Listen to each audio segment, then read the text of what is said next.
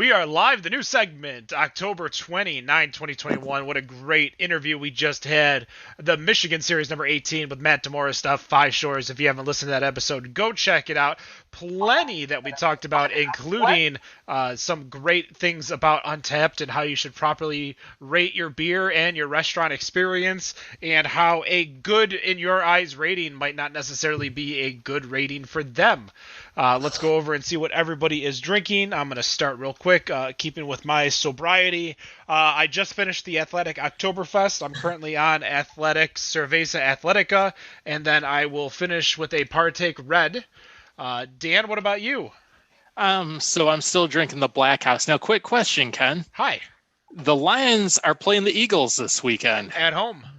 At home. They almost beat the Rams. So what do you do this weekend? What's the new play? We're staying sober until the Lions win a game. That's all. And they will lose against Philly on Sunday.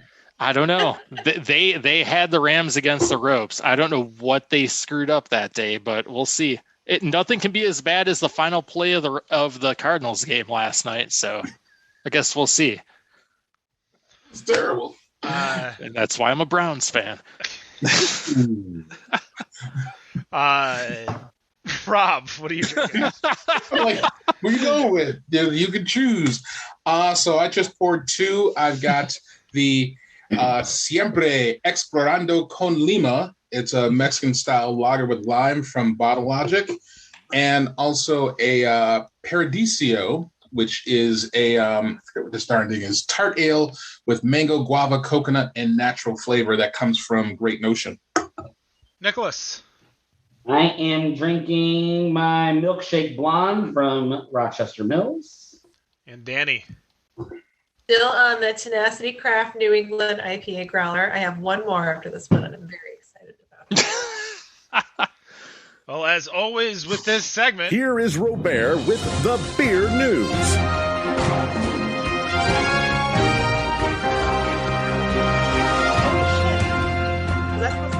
Not doing that. No, you should have done that too. It's been a minute since we've seen a Robert chug. What'd you just chug there, Rob? That was having not been on the show for like a month, kind of forgot things about not mentioning part-timer chugging. Part-timer, exactly. That was the Mexican lager. As getting back into it, gotta start slow. So this one only clocks in at 4.9. Rob, didn't you bring a Jam the Radar or something home? You should have chugged that. Oh, this is a fundamental observation. Oh, you could have done that too. Chug that during the intro. No, not. I'm not ready for that yet. I gotta bring myself back up and get ready. I've been too many times of jumping time zones this month. So. Before we get into some discussions, I kind of want to go over and give a shout out to Athletic Brewing, who is doing so much right now, including that they launched the first non-alcoholic Brave Noise Pale Ale, which is to help promote change within the industry during the craft beer Me Too movement, with proceeds going to Hollaback, which is a nonprofit organization creating spaces and goals to end harassment and toxic cultures within the industry. So their goal donation is $25,000. Now, while $25,000 seems like a lot, they're actually going to be donating $1 million with its Two for the Trails programs. This was part of their 2% sales dollars going to the local and national communities. Basically, if you are a local or national community that is part of the forest conservation, that kind, you can apply for a fund that they will donate to, and with over $1 million they've given to organizations like the Yosemite Conservancy, Anacostia Riverkeeper, and American Hiking Society. So big, great job by Athletic Brewing. And before they've definitely exploded even more over the past year and a half, but you can kind of listen to them before they exploded, when they came onto our show back on episode 2. I had it and I lost it. It was a great episode. 221. There you go. May 30th. May of 2020, guys. Oof, that was a while ago.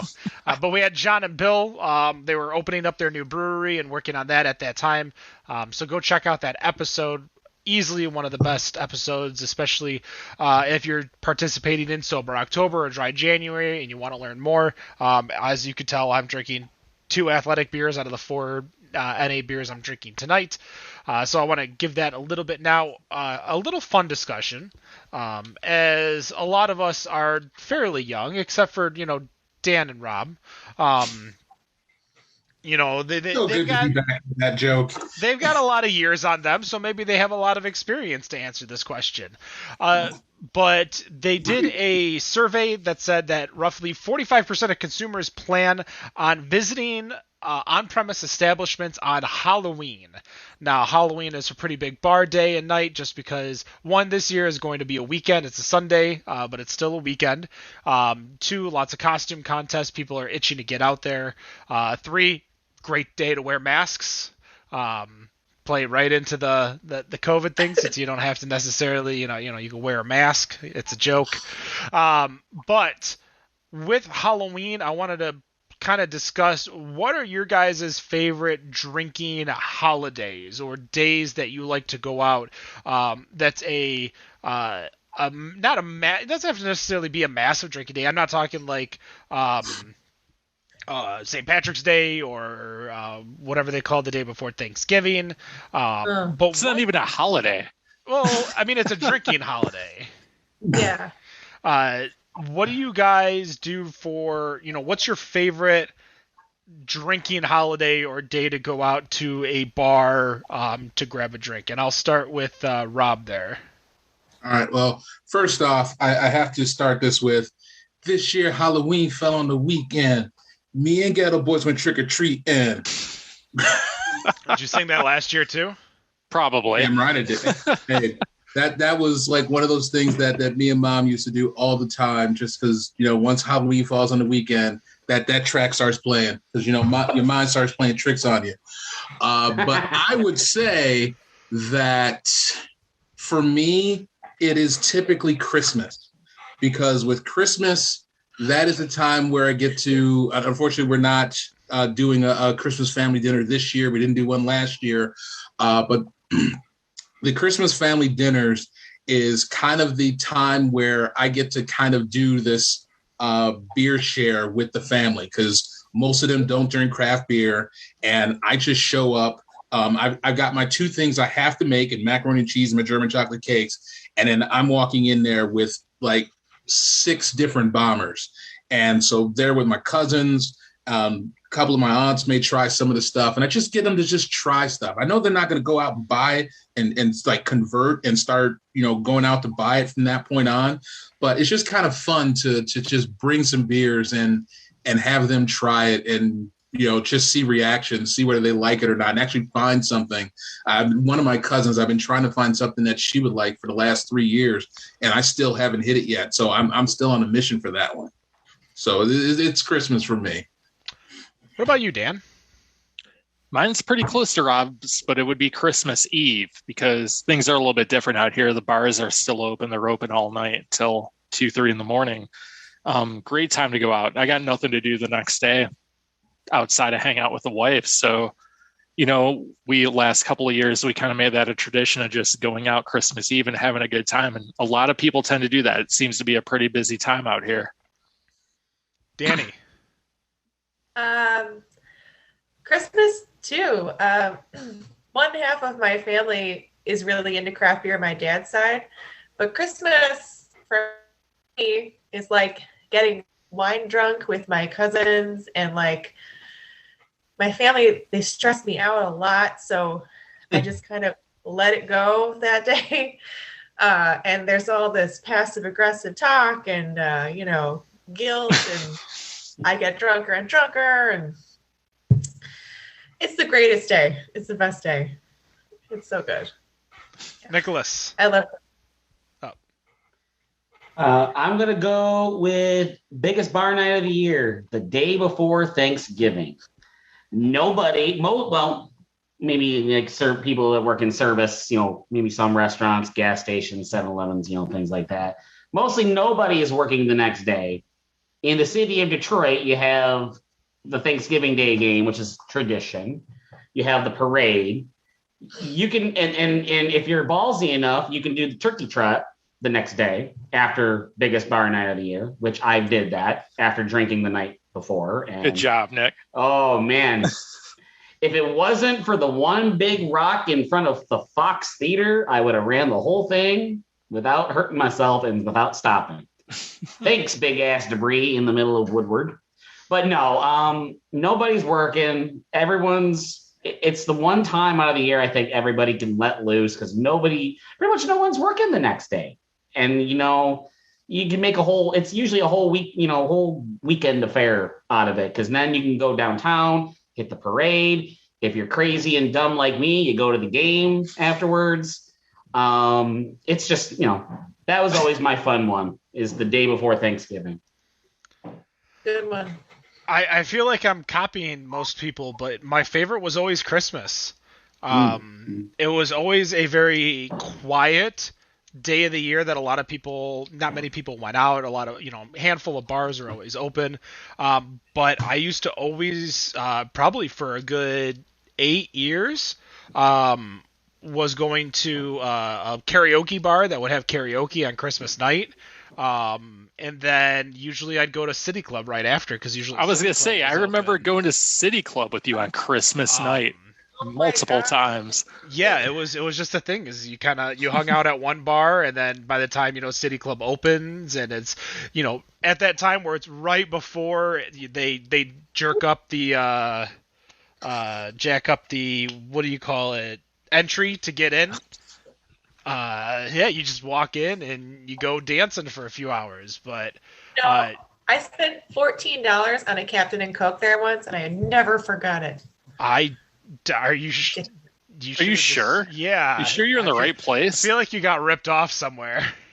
I mean, we were there a year ago, and we were getting shitty for. I was drinking 12 years ago. $3 or $4 tall boy PBRs. 14 years ago.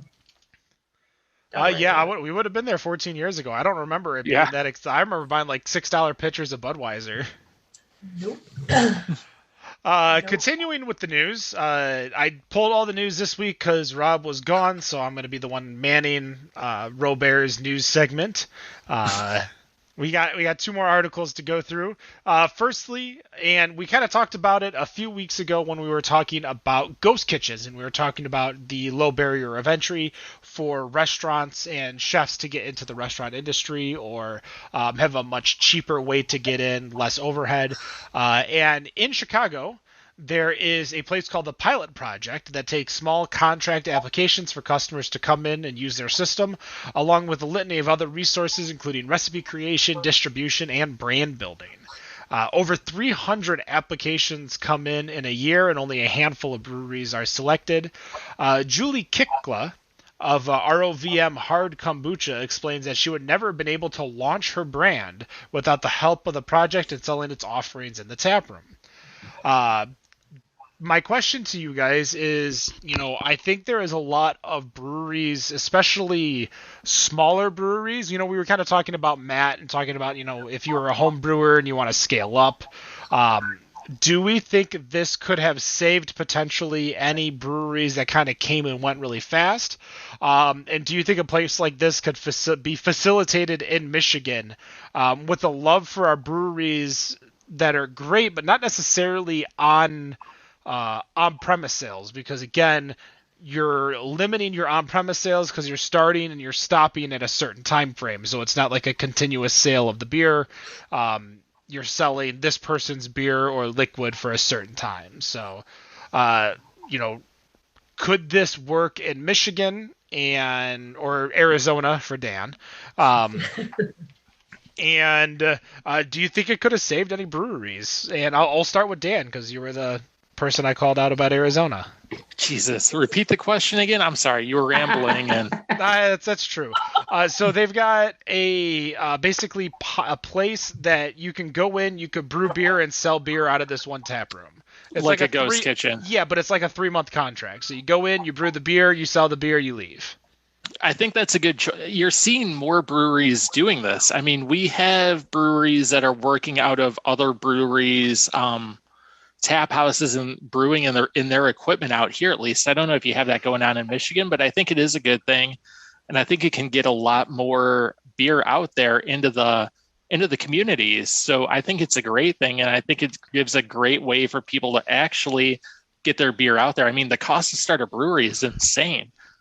So if you have the ability to do this and get into brew that way and get your beer out there, it's actually a wonderful way to try and get started. Danny, what about you? What do you think? Oh, awesome. I mean, it's like micro contract brewing. Like Fabled, those guys are amazing. They make great beer out of their basement, but they're not selling it. They're giving it to their friends. If they could use something like this, people around the state could taste their beer like that's true to style. It could be the thing that launches them. There are people out there probably right now wishing that they had this.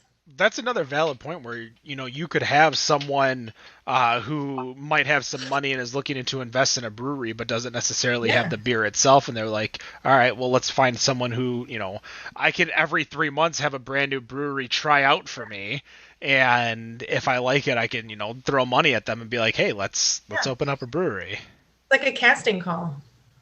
Yeah. And instead of it being Shark Tank, it's Bright Tank. Ooh. I feel like you're onto something there. It's a good idea. The thing I guess when you would start off, if this would have helped breweries survive, that part, like, my mind was going to like a place where it's just like, if a brewery didn't survive, they weren't going to survive anyway, because it's just it seems like as their business plans and their money goes, and the quality of their product, if they're still here, they're still here. If they're not, then there's quite a few reasons as to why they're not. But I like the idea. The thing I kind of wonder about is that with it being a 3-month contract, do they get to come back? Because if some place is going to start making beer, selling it, because Danny already said it, there's places like breweries like this who've done this before. Couple that are the top of my head is like Brooklyn Brewery, I believe, because they brew out of someone else's brew house, and Nowhere in Particular, because Nowhere in Particular is like freaking everywhere. They're putting their beer all over the place. Right. So, if someone gets to brew their beer for 3 months and, find a backer, find somebody, whether they go Kickstarter, Indiegogo, Mainvest, or they just find somebody who's there. But if they don't, do they get to come back and try again? Maybe their beer wasn't the quality that people liked. That I wouldn't want it. I like it, but I wouldn't want it to just be, all right, straight up M&M, you only get one shot. I wanted to be able to have a couple more chances to be able to do this. Should it just be a longer time, you think? Like 6 months or 5 months? No, I don't think so. I think 3 months would be good, because then, you have your lineup, you know what you want to put out, and then you market it and try to sell it and figure out if your beer is any good. If it's not, then hopefully you get to come back to, fix your problems. If it's great, then all right, then hopefully you get to come back. Maybe the 3 months that you do it is not the perfect 3 months to do it. I mean, it'd be crazy if somebody was doing something and having a 3-month contract in January of 2020, because you're certainly as hell not finding a backer in March of 2020, because nobody's going to be wanting to go into any business. That's not fair. Well, you're looking at almost a 1% acceptance rate between applications and the people who are actually getting into the brew house themselves. And so I think there's a lot of, not necessarily they have the ability to be picky about who they select to go into the system itself. And I mean, there are brewers who are able to make a living not necessarily having their own brewery itself, like Evil Twin or McKellar or Omnipollo now has its own brewery. So these breweries that are gypsy breweries are able to go through and brew elsewhere in collaboration with a lot of other breweries. Nowhere in particular is always kind of like just brewing their own stuff. But I don't know if obviously a lot of great things can come at it, but I don't know if a person is going to continuously want to go back because there is no loyalty. Like, it's not a store, it's not a brewer, it's not a brewery, it's not a food. Like, it's just a place that sells beer. And at that point, do you want to keep going to the same place, or even though it keeps changing, or do you want to just go somewhere different, or do you want to go somewhere that you like? Because, you want a constant bar, you want a constant list of liquid that you like. So I don't know. I think there's definitely a lot of positive, and for the fact that they can be picky is great. But after 3 months, I mean, you're pretty SOL. You gotta either get a backer or you're done for. And I think there's a lot. How much money are you putting into that? Are you making enough? Because obviously you're gonna have to give them a cut of Right. whatever profit. Are you, how much are you making versus how much can you afford to make? How much time do you have? Are you unemployed? Are you there are a lot of questions and a lot of things that you have to go into it asking yourself, are you going to be able to do it? Should you be accepted? So, I think it's still going to bring the people who would want to open up their own brewery, and give them the opportunity. But in the same sense, I think it's still, I don't know. I don't know if the customers are going to be consistent. And so then you're almost churning your customer base every quarter. Yeah. I don't know. I feel like I've talked my way into liking it and not liking it 6 times in that ramble. For some reason, and I know it's not even in the same parallel, but the thing that keeps hitting in my mind, Shipwreck had more than 3 months. Oh, you guys hate them. I'm not even saying that they're like hate. That's because honestly, I never got there. I never got to try their beer. I never got there either. I don't really have, a pony in this race, but when I look at what happened and, where they were and what they put out and where the reviews were, and they shut down pretty darn quick. And it's like, well, that sucks. I don't want to see a brewery fail. I think, well, except one. But, I don't want to see a brewery fail. I want them to be able to make beer and make quality beer wherever they're going to be at, and people can be there to enjoy it. And unfortunately, with the circumstance that happened with them, it not only came into a situation where people apparently weren't enjoying the beer, but they went down pretty damn fast. And something like this might have helped. I don't know. Yeah, maybe. Well, there's a lot to also discuss regarding what equipment they had and, their brew system and who was brewing. And I'm going to be honest, and as much as we've talked about Shipwreck before, a lot of it has had to deal with customer service, and you brewing on a system that isn't yours isn't going to really help you with customer service. No. If you look at Matt's team's probably, like Matt over at Five Shores, his team's probably one of the best teams in the industry, because if you saw how much money they were making, or how he told us how much money they were making, $40 an hour being a bartender server, you're going to get the best employees there. 2, you're going to have the littlest turnover ever because nobody's going to want to leave.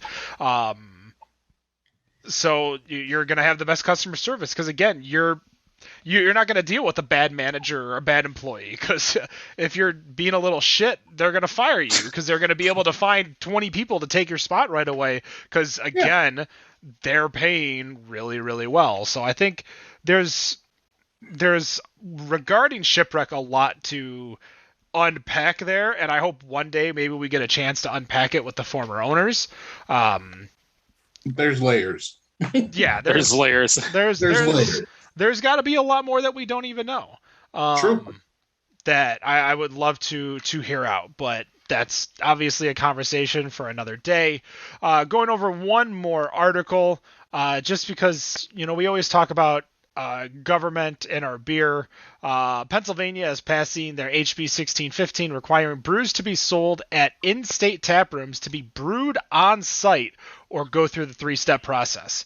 So I don't know of any here in Michigan that I could think of, but the breweries in Pennsylvania that will be affected include Aslan, which they brew in Virginia, Other Half, which brew in New York, and Brewdog, which brew in Ohio.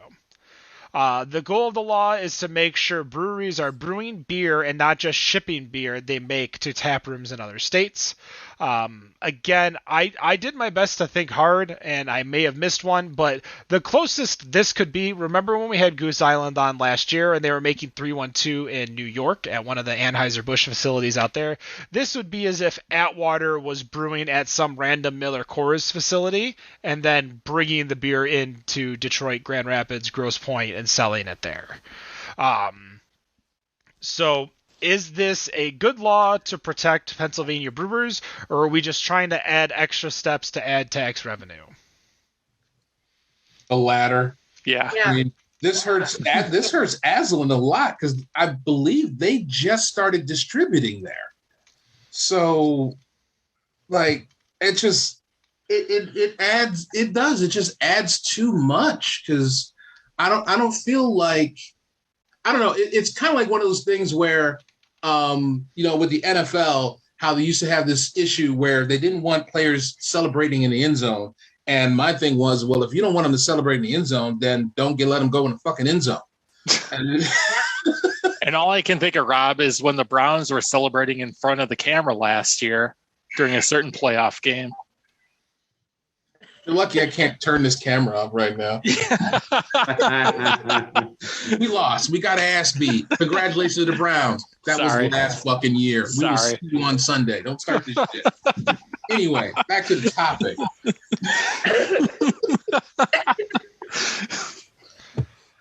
I derailed it. I'm sorry. No, I just feel like it hurts. It hurts the other businesses who are already in the state and are already producing, sales that provide tax to the state as it is anyway. So now it's like, I don't know if these places are going to have these facilities or if they're going to have to spend money to build a facility to be able to brew the beer that they already brewed and then brew it in Pennsylvania to then sell it. I just... It's from the redundancy department of redundancy. It's a stupid law. You summed it up perfectly. Well, I don't know if it's bad as the Wisconsin tavern law that they tried to get passed a couple of years ago when they tried to make breweries go through the 3-step process to sell the beer they made in-house, which would mean that a brewery would have to sell their beer to a distributor who would then sell it back to them. The beer would have to leave the facility, go to the distributor, then come back to the facility. Because breweries would have an unfair advantage on pricing their own beer versus a tap room, because the tap room would have to pay a premium on the beer to buy a keg of, let's use, for instance, Bobby English, the ESB from North Center Brewing over in Northville, Michigan. I bought a keg for my store. Well, your keg price is $60. You're going to sell it to me for $80, and now I got to sell it for $100 to make the same amount that you're going to sell it at $80. So there's a lot of like dumb reasons, because in the end you could just make your own beer if it's so easy. Just make your own. Let's get one of those 5-gallon buckets. Let's go. We need an input from our episode, the Michigan Series 18 with 5 Shores. Matt, just open up a brewery. Right? Next door. See, next door. This is why Pennsylvania is a commonwealth and not a state. That's a good, yeah. You have a mic you can drop right in front of the, no? Okay. No, just, well, yeah, there you go. All right. That's going to do it for the news segment. Stay tuned for King of the Hill. If you're not listening live, check out our King of the Hill on our Instagram, using our Instagram videos, because IGTV does not exist anymore. Fun fact. So check it out. And, don't forget to follow us on TikTok. And watch me as I watch the Lions game on Sunday. And one of these days, I'll get on our TikTok and do something ridiculous. Continue our sobriety. But that's going to do it. Better on Draft the News, October 29, 2021. No matter what you think of your beer, we think it's Better on Draft. Have a good night. Peace. Go green.